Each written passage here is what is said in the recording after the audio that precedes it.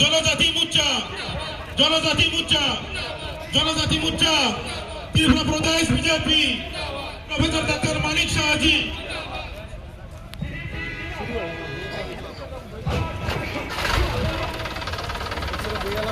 যে উপলক্ষ যতন যতন দলে দলে পালে পালিকে ফেলে নাই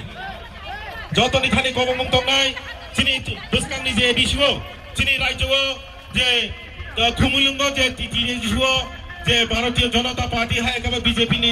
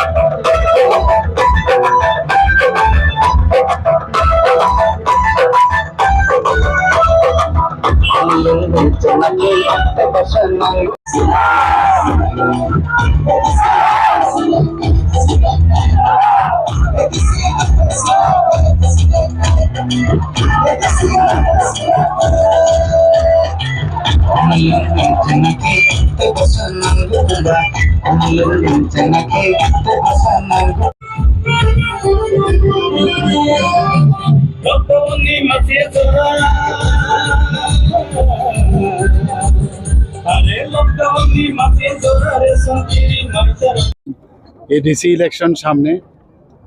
এডিসি ইলেকশনের সামনে রেখে আজকে কুমলুঙে মানে কুমলুং তো আপনারা জানেন সাজানো বাগান বাংলাতে যাকে বলে এই সাজানো বাগানে এবং এটা মেইন হেডকোয়ার্টার আজকে এডিসির তো সেখানে এত বড় একটা আমাদের